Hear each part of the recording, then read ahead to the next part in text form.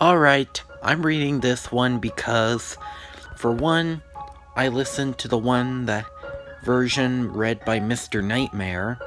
It was a pretty good one, and I doubt it's a very well-known one, so I'm reading it and uploading it to YouTube so that it can be more known. Happy Sun Daycare, written by Unknown. Just a few miles outside of town stood an old country house. It had been converted into a daycare where parents would drop their kids off for the day and pick them up in the evening. However, said daycare had been out of business for a few years now. There was a sign posted in the front yard just a few feet from the house that said, Happy Sun Daycare, with a drawing of a cute-looking cartoony sun painted on it. In the fenced-in backyard stood playground equipment that had since fallen into disrepair and began to rust. A slide, a couple of swing sets, some monkey bars, and a merry-go-round were once covered by swarms of children as they ran and played in the outdoors. They had since become perches for the local birds and squirrels, and were swarmed by ants rather than children. I had decided to write a report on the Happy Sun Daycare for the news blog I worked for. For one thing, several of the citizens today had gone to that daycare. I figured it might take for an interesting story to read about their experiences there and if it affected their later life in any way. The other reason wasn't quite so innocent. There had always been concerned parents who would fret over leaving their child in someone else's care. That constant worry over how safe their sons and daughters were, especially with the horror stories posted online about various daycare-related tragedies. For my report, I decided I would interview both employees and people who had gone to the daycare as children. I wanted to get as many different points of view as possible so that it wouldn't seem too terribly blessed. Of course, I agreed to not use their real names for the sake of their privacy. The first person I interviewed was a middle-aged woman who looked after the infants at the daycare. For the sake of her privacy, we'll just call her Margaret. What was it like working at the daycare? I asked. She replied, Oh, it wasn't anything too spectacular, just your typical day of working with children, or babies in my case. I see, I told her before I asked. Have you had any problems while working there? Margaret shook her head. With the babies? Of course not. They could be fussy, but they weren't any trouble at all. The children were another story. This piqued my interest. Were the children that attending Happy Sun Daycare too much for the employees to handle? Or could there be cases of abuse going on that had been kept secret until now? I had to find out. Why might that be? I asked. Well, Margaret paused for a second, as thought she was apprehensive about speaking to me. There were times when I heard muffled squealing. No, not squealing, screaming. At first I thought it was just the children pretending to be scared, but the more I heard it, the more I realized those screams were real. That something was terrifying or possibly even hurting them.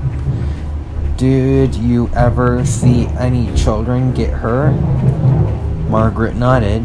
Yes, most of them were just typical scrapes and bruises you'd expect to find on a child who fell while playing or who bumped his head while trying to show off to his or her friends.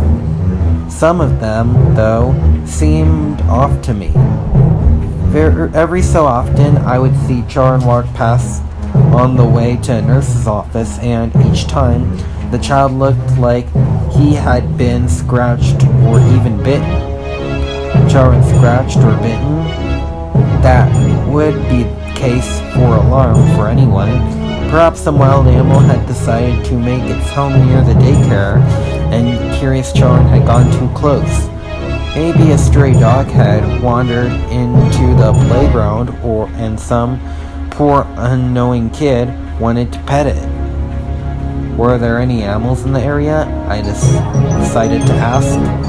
Stray dogs? Raccoons? Perhaps a possum nest? I doubt it. Pets weren't allowed at the daycare, and traps were set up at night to keep any wildlife away. Though there might have been a dog roaming around the area. Margaret shook her head. I pointed out perhaps it was the dog that had bitten those kids. Oh, I only heard the dog, she told me.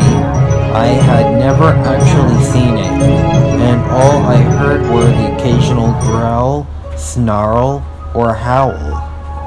So Margaret had only heard what sounded like a dog. I couldn't rule out the possibility that perhaps she had mistaken some noise she heard for that of a dog. Maybe she had heard some children that were only pretending to be dogs and mistook them for a real one. Or maybe she had heard the wind and thought it was a howl. If that were the case, that would explain the scratches and bites she saw on some of the children. It wasn't too out of the realm of possibility that a child could have simply scratched his or her arm on a branch or part of the fence by accident.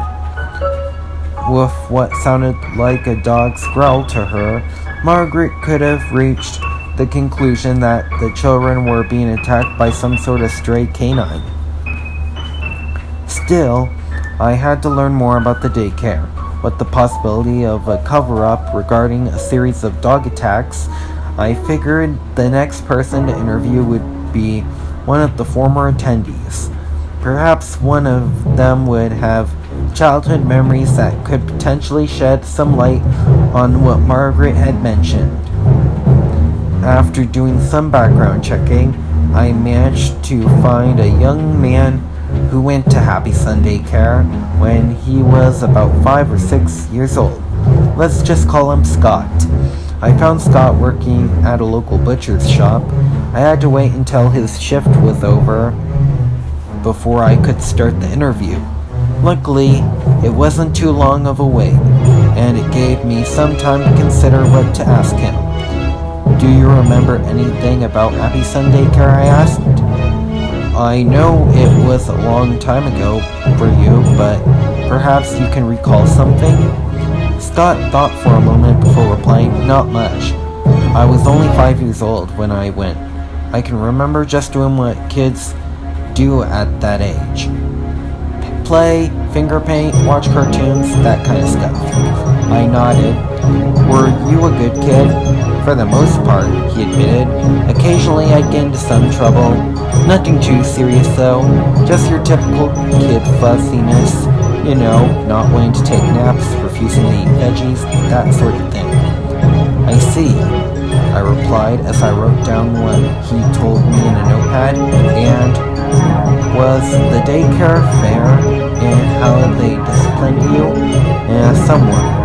All I ever got was a scolding and the occasional timeout. Pretty much they made you sit in a corner for a few minutes until they felt you were ready to join the other kids. Though you were lucky if that's all you got, Scott pointed out. What Scott said baffled me a bit. They were lucky? How? I began to wonder if perhaps there had been more severe punishments for the more unruly kids that attended the daycare. Could there have been some sort of more controversial form of discipline that the employees at Happy Sun Daycare used that they didn't want known to the public? I had to know. What exactly do you mean? For a brief moment, Scott gave a brief shudder.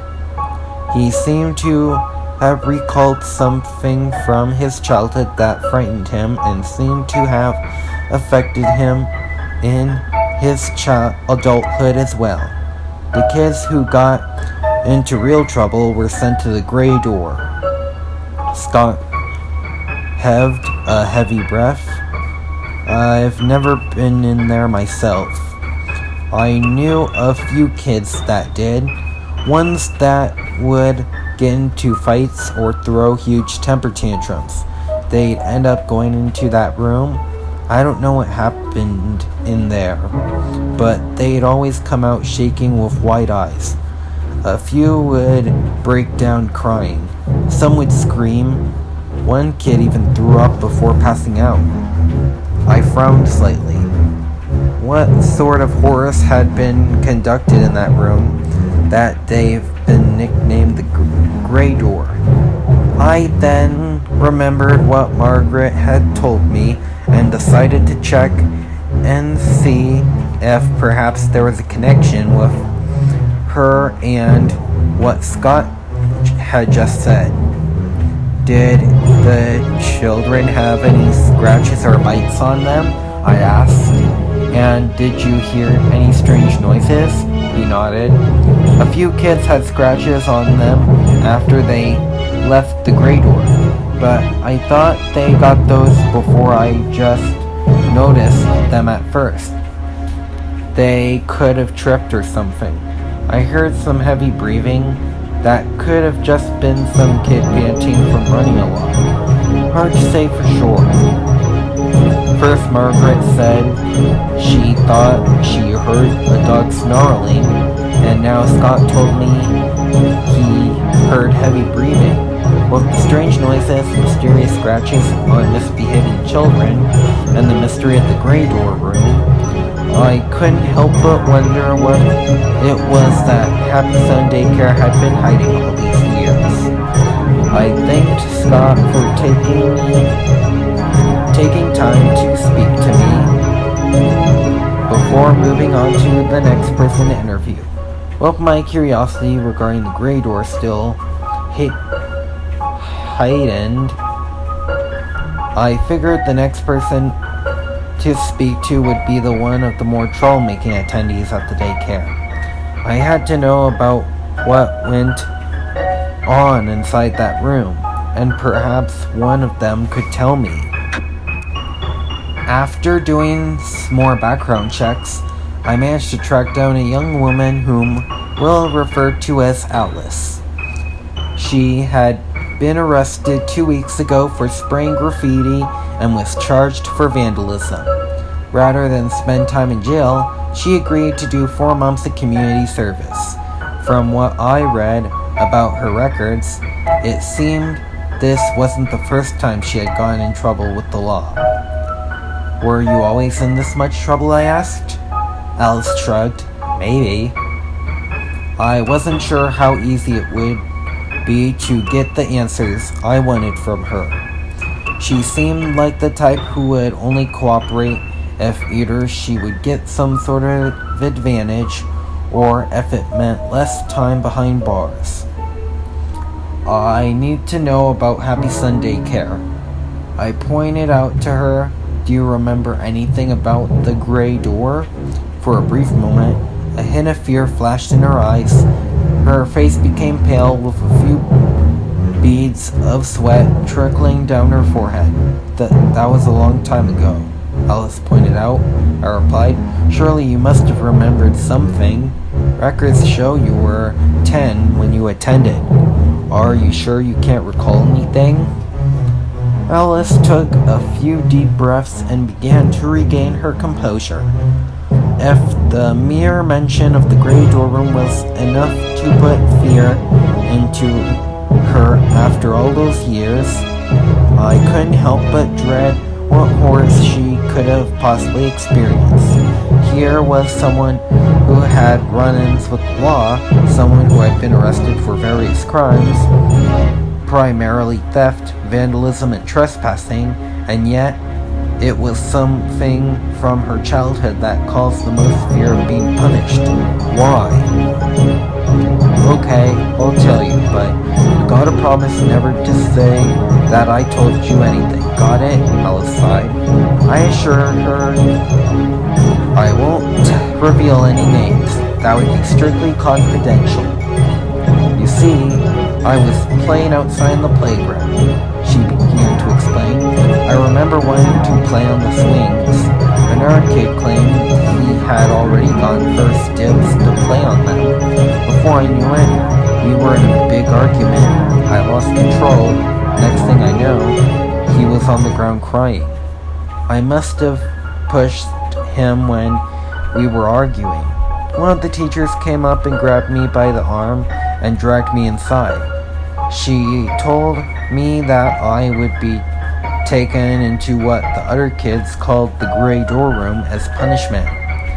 What was inside the room? I asked in anticipation. Alice took another deep breath and let out a shudder and a sigh. The room was mostly empty. I remember the floor was nothing but dirt ground, and the only light was a dingy old bulb that barely lit anything up. The teacher just shoved me in and slammed the door shut. At first, I tried pounding on the door and screaming. I cried out for anyone to let me out. It was so dark and cold, and I was so scared. And I heard something. Something was behind me. I turned around, and I remember screaming louder than I ever screamed in my life. I frowned in concern. What did you see? It was a dog, or at least I think it was a dog. She choked back a few tears. I didn't get a good look at it since it was so dark. All I remember was that it was the biggest and ugliest dog I had ever seen. That thing had glowing yellow eyes, huge sharp teeth, and was covered in black shaggy fur. And before I knew it, it snarled and lunged at me. I ran as fast as I could, screaming and begging for anyone to come and save me. It grabbed onto my skirt with its teeth and pulled me towards it. I tripped and fell, but I managed to kick it in the face a couple times to get it to let go. Then it lunged at me again, but luckily for me, the door finally opened and one of the teachers pulled me out of the room and slammed the door shut before the dog could get me again. So there was a dog after all. The stories were all starting to come together. Margaret's story about hearing screams and growling, Scott's story about horrified kids who had been sent to the gray door room, and now there was Alice's story about being sent to that room and being attacked by some sort of large, vicious dog. Still, I had to know more. Why did they use a dog? Why did they cover it up? Perhaps the people working at Happy Sun Daycare were afraid that such a punishment would be too extreme to use on children. Or maybe they feared being sued by some animal rights group. Then I thanked Alice for her time and set forth to find the next person to talk to. Maybe another one of the employees, if I was lucky. I might be able to get one of them to reveal the truth about what was going on in the gray door room. Once again, I began searching through the records of anyone who ever worked at Happy Sun Daycare. It took me some time to find someone who was willing to talk to me. Most former employees I asked were either too busy or simply didn't want to give an interview. A few of them said various profanities as well. I couldn't tell if they were angry that I had learned about what was going on all those years ago, or if they were afraid of what might happen if they revealed any more secrets to me. Still, I managed to track down at least one person who was willing to tell me his experiences working at Happy Sun Daycare. Mr. Smith, as we'll call him, worked as a janitor at the daycare back when it was still running. He managed to get a job only because his aunt was in charge of one of the head offices there as well. However, Mr. Smith had moved to another town since the daycare closed years ago. This meant I couldn't interview him in person, so we sent each other emails instead.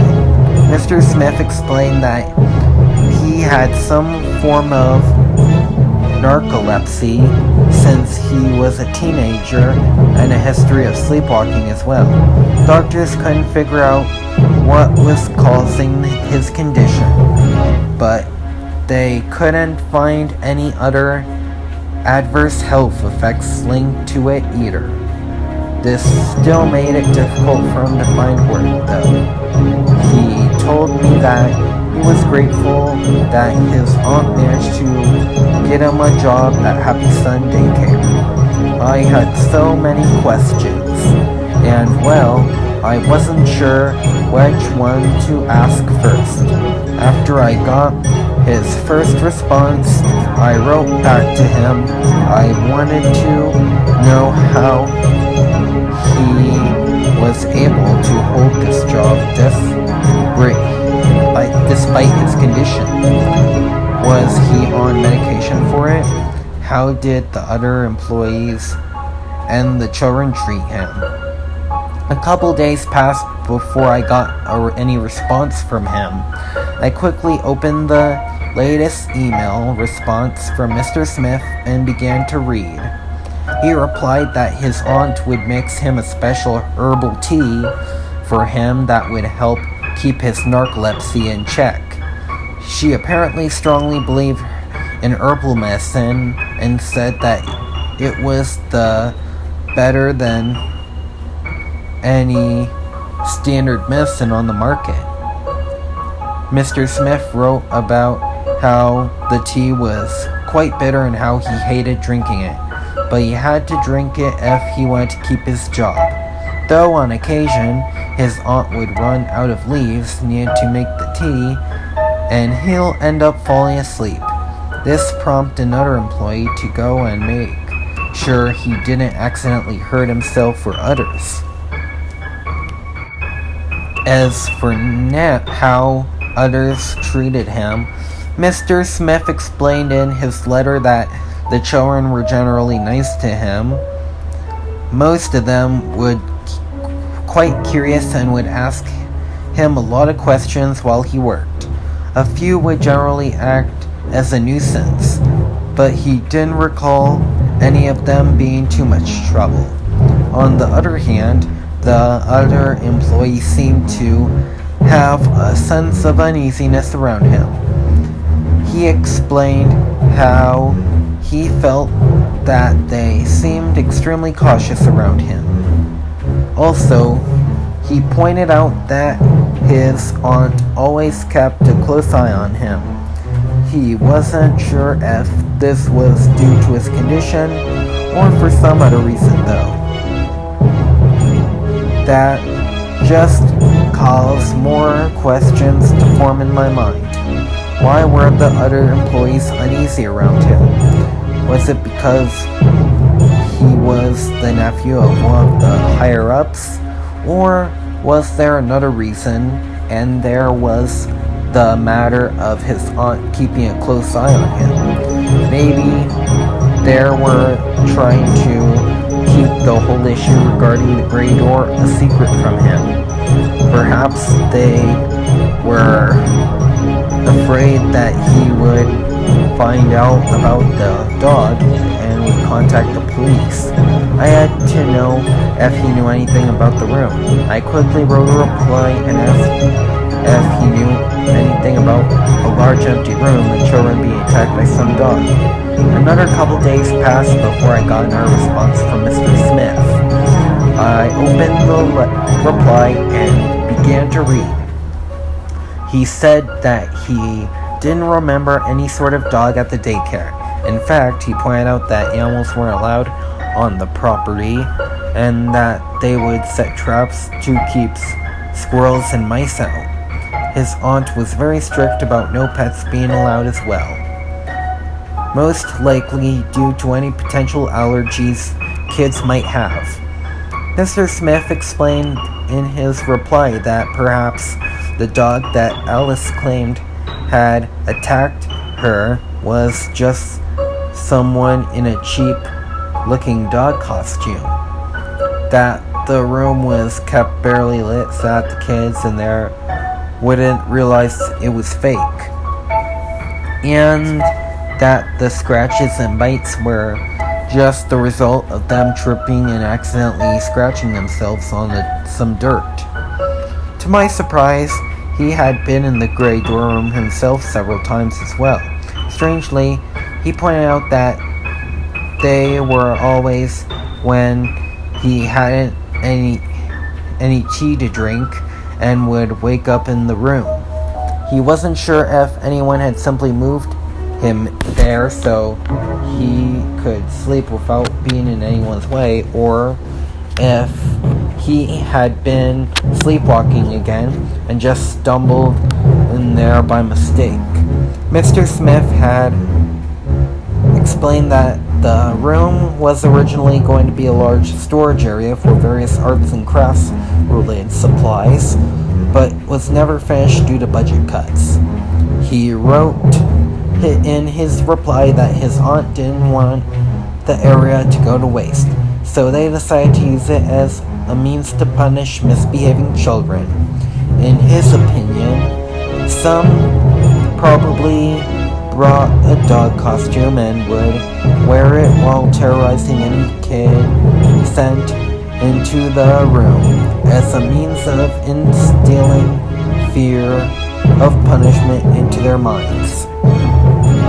I sent one last email to Mr. Smith thanking me for my time to reply to my messages. The whole thing was about Happy Sun Daycare was starting to piece together from what I had gathered via the various interviews from both students and employees. Children who had misbehaved were sent to a large empty space called the Gray Door Room. There was a dog, or possibly just someone in a dog costume, that would chase any student inside sent in there, and finally that said child would be pulled to safety before the dog could cause any serious harm. There was only one thing left to do. I was going inside Happy Sun Daycare to investigate the infamous Gray Door Room for myself. I had to see for myself if there was anything that could solve this strange cover-up.